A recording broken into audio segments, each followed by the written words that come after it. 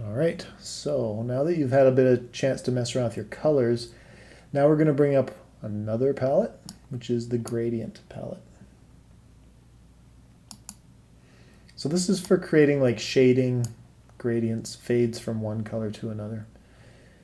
So typically you kind of use color transparency and gradient and swatches in concert to create your gradient fills. But at a very basic, what I'm going to do is I'm just going to grab this one and I'm going to click on this gradient. So that has put on the fill.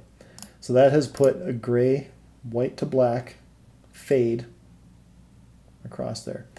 So in the gradient palette, you've got your gradient slider, and this is called a color stop. And you can put as many colors in your gradient, color stops as you like in your gradient. You just click and it makes a new one. So between each stop is what's called the ramp. And you can adjust the ramp by clicking this little diamond here. And you can see as many times as I put colors in, I now get a new ramp between each stop. Notice that right in the gradient palette we have an opacity adjuster. And you can put in any value you like, you just type it in. Or you can pick from the preset. There's this location here, so that represents what's percentage from 0 to 100 out of where it's relatively located. So you can kind of more precisely tune some of your gradients by the numbers if you want to. So you do want to do exactly a quarter, 25%, and then this one, 75. It's going to space those out exactly in the gradient. So you also notice that because I had this shape selected and I'm messing around with these bars, it's actually adjusting what's going on in the gradient fill here. You can also replace any existing stop with a color from your color swatch palette. So let's say I want to change this to red. Click and drag this over until it highlights, and that'll replace that stop.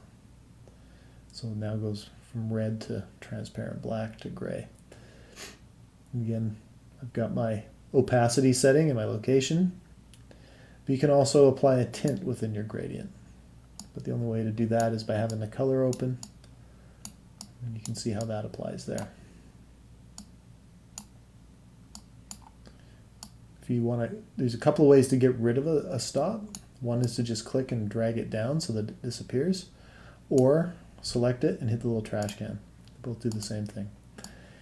Notice that if you go from this color here, okay, so this black to white, this one here is using my black, right?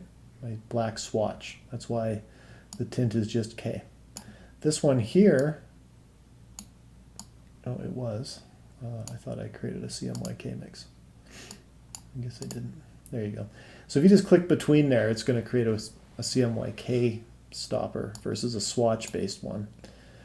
So you typically want to avoid this. We want to make sure that we're always using our swatches within our gradients, because the whole idea of using swatches, which we'll get into in a bit, is that if you change the details of one of your colors, you kind of want everywhere it's used to change, typically. Not always, but it's easy enough to go backwards. It's harder to swap out to a swatch color. But most of the time we kind of want our color with this global setting to apply everywhere that this color is used. So that's why we kind of draw our colors out of our swatch library all the time, even when we're building our gradients like this.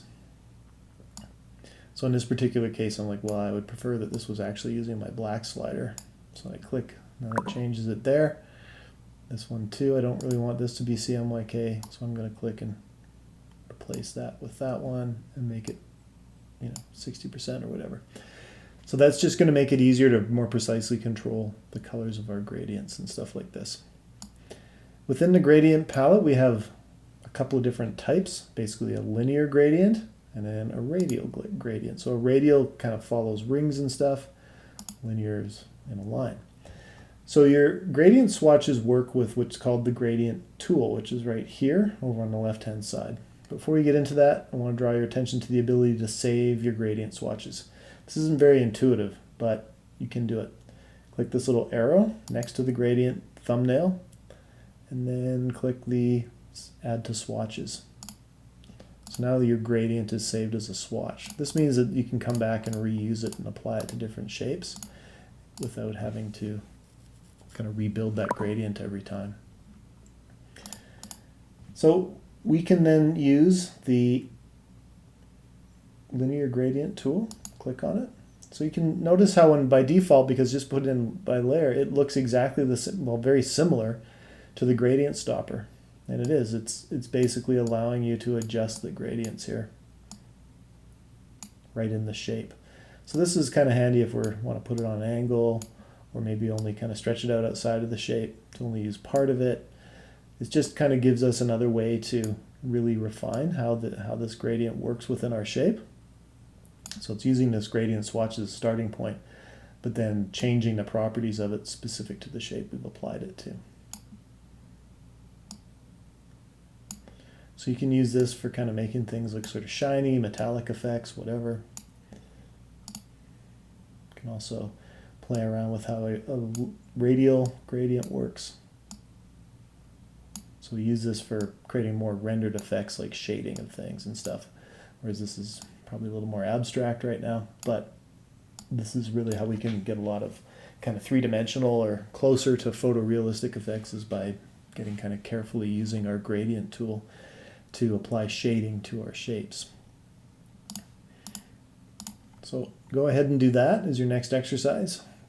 Open up the gradient palette, make yourself a custom gradient by dragging in your spot colors, apply it to your shapes, and notice how it works with transparency and tint, just like our other colors do, to create different effects within our graphics.